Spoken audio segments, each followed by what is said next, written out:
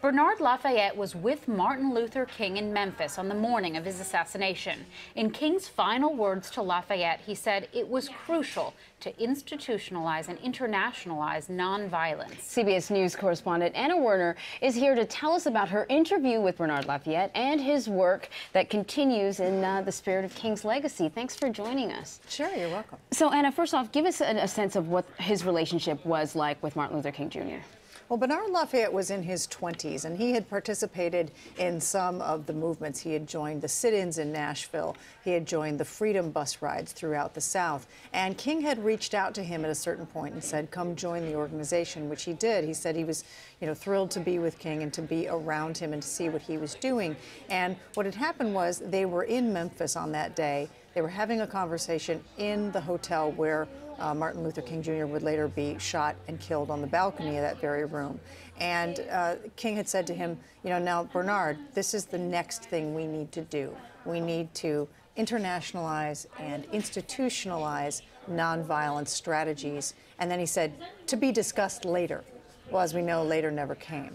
That night, roughly 7 o'clock in the evening, Martin Luther King Jr. was shot and killed. And when his friend found out about that, Bernard Lafayette heard about that later that night when he landed in Washington, D.C., he says that he thought to himself, well, I've got to make this happen.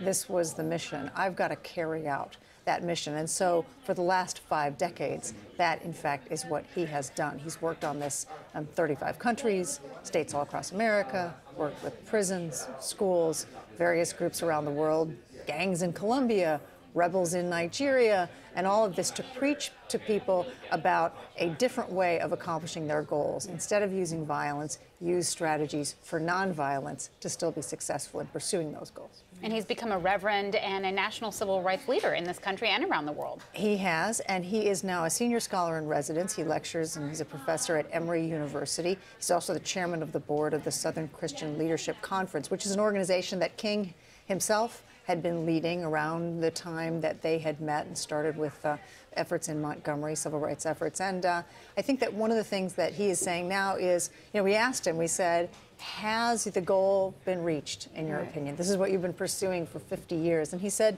no, it hasn't happened. And part of the reason for that is because people who use violence don't know how to talk and communicate with one another, and that's why they become violent. That's the only way they know to express their feelings. And so he has many more people to reach out to. Most recently, as you could probably imagine, he was in Ferguson, talking to people, talking to youth there. One of his goals is to teach a new generation and to show them that there is a relationship, that for them, he expects many of those people will be joining on the 50th anniversary of the Selma to Montgomery March. He'll be there, and some of the people from Ferguson, he says, will be there. And one of his goals in being there is to show them, look, this isn't just happening with you right now. This happened decades ago, and it's what Martin Luther King Jr. was trying to teach people. You need to see the relationship of history and understand that you're living in context with 50 years ago.